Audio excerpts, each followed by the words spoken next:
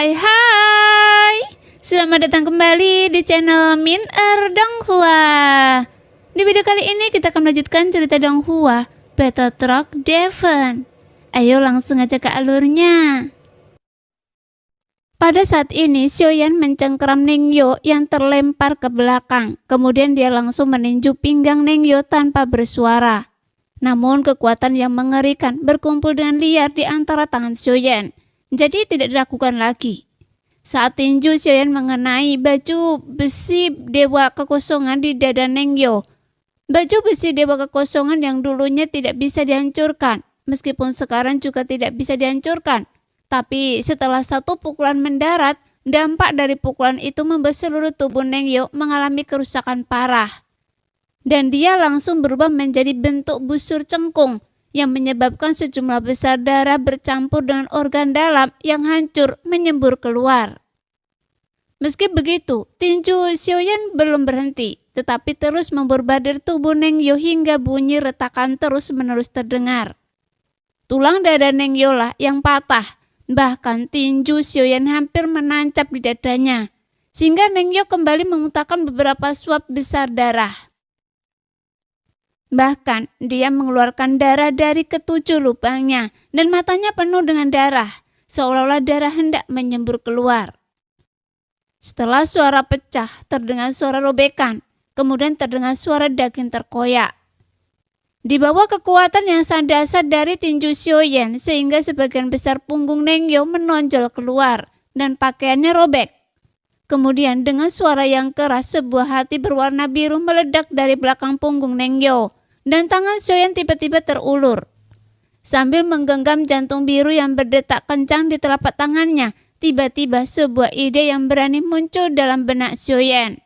Kemudian dalam bayangan di belakang Xiaoyan, avatar jangkrik emas tiba-tiba keluar. Kemudian Xiaoyan segera melemparkan hati biru ke arah avatar jangkrik emas. Segera avatar jangkrik emas membuka mulutnya dan langsung memperlihatkan gigi-gigi yang tajam. Kemudian avatar jangkrik emas langsung menelan jantung biru itu ke dalam perutnya. Setelah menelannya, tiba-tiba tubuhnya terpelintir seolah-olah jantung biru itu hendak keluar darinya. Namun di bawah tekanan kuat Xiaoyan, hati biru itu sepenuhnya ditekan di dalam tubuh avatar jangkrik emas. Dan hanya daging dan darah Ningyo tanpa hati yang tersisa. Namun Xiaoyan juga tidak menyia-nyiakan kesempatan ini dan membiarkan avatar jangkrik emas melahap tubuh Ningyo seluruhnya. Karena dengan cara ini Xiaoyan tidak membutuhkan lagi segel tambahan. Bagaimanapun hati biru ini mengandung kekuatan yang luar biasa. Jadi kekuatan avatar jangkrik emas semakin meningkat setelah melahapnya. Setelah melihat metode ini berhasil, mata Xiaoyan tiba-tiba bersinar dengan cahaya yang tajam dan dia langsung berpikir untuk menelan semua hati keenam Raja Roh ini. Sehingga dapat memungkinkan avatar jangkrik emas menebus hingga tingkat keenam. Tepat ketika melihat Ningyo terbunuh di tangan Xiaoyan, Tianxun dan para Raja Roh lainnya sangat terkejut. Karena jika Xiaoyan memiliki kemampuan untuk membunuh mereka, maka situasinya akan menjadi lebih buruk bagi mereka. Jadi Tianxun langsung memandang Yi Biyun dan Ninsun. Namun mereka tetap gagal merobek pembatasan ruang di sini. Segera Xiaoyan menyapu dengan kecepatan penuh. Namun ini bukan lagi pertempuran, tetapi pembantaian dan perburuan sepihak oleh Xiaoyan. Dalam arti tertentu, Ningyo telah tewas dalam pertempuran dan hanya ada 5 Raja Roh yang tersisa di sini. Tetapi bahkan jika mereka menggabungkan kekuatan, mereka nampaknya tidak akan sanggup melawan Xiaoyan. Karena kita tidak dapat memecahkan pembatasan ruang ini, jadi kita hanya dapat bekerja sama untuk menunda waktu sebanyak mungkin dan menanti datangnya bintang keberuntungan. Tianxun segera membuat pengaturan dan dia segera berbicara kepada keempat Raja Roh di sampingnya, sehingga mereka semua memiliki ekspresi serius saat mendengarnya. Sebelumnya, mereka selalu tak terkalahkan di dunia dan tidak pernah takut hidup atau mati. Tetapi setelah melihat Ningyo dibunuh dengan mata kepala mereka sendiri, ada ketakutan yang belum pernah terjadi sebelumnya di matanya. Seolah-olah sekarang mereka sudah tidak lagi abadi dan dapat dibunuh. Tetapi Xiaoyan tidak berniat membuang-buang waktu bersama mereka di sini. Sekalipun dia berada di ribuan kaki jauhnya, dia tidak memilih untuk mengejarnya, melainkan memegang teratai api murka milik Buddha 3 warna di tangan kirinya, dan teratai guntur murka milik Buddha 3 warna di tangan kanannya.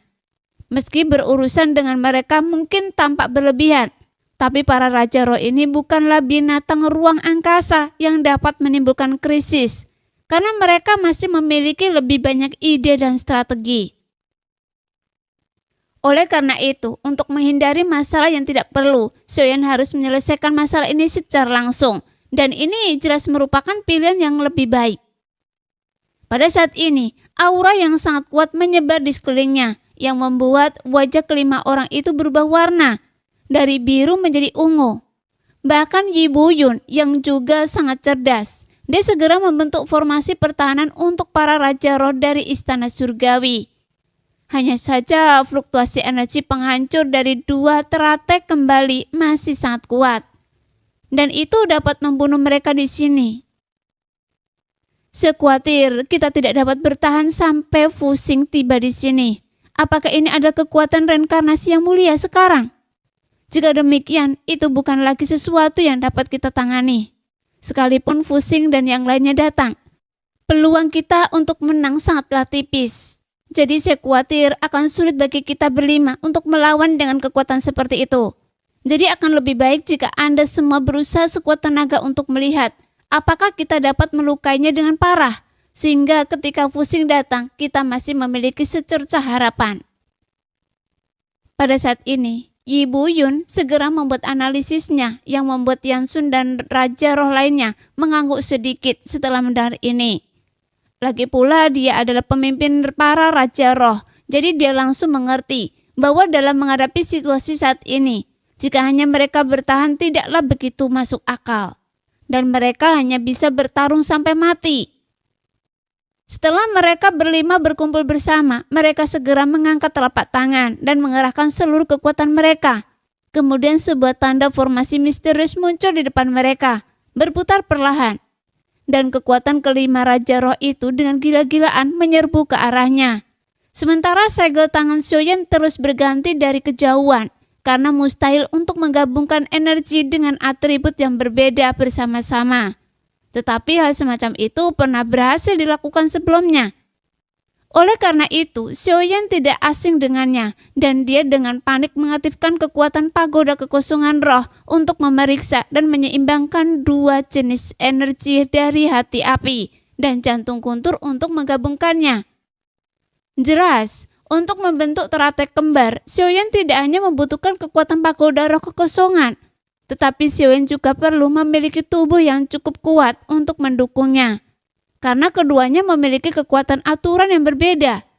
Jadi hanya Xiaoyan yang bisa menyatukan 2 kekuatan aturan menjadi satu. Namun dia juga akan membayar harga yang sangat mahal di saat yang bersamaan. Dan dampaknya adalah akan membuat tubuh Xiaoyan hancur. Namun untungnya Xiaoyan memiliki tubuh fisik Yuan Shen yang kuat dan memiliki kekuatan pemulihan yang mengerikan. Pada saat ini, di kejauhan, dapat dilihat ada lautan api di satu sisi dan medan guntur di sisi lainnya. Kemudian, kedua energi itu langsung terkait satu sama lain. Tampak sangat misterius, yang menyebabkan seluruh ruang dipenuhi dan gelombang yang merusak. Dan perasaan ini langsung membuat kelima Raja Roh merasakan krisis hidup dan mati yang kuat.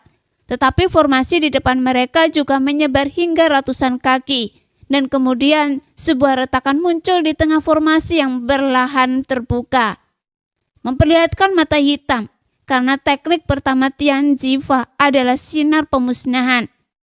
Di bawah suara ledakan yang keras, seberkas cahaya gelap bagai tinta memancar dari mata hitam itu yang membawa kekuatan gabungan dari 5 Raja Roh.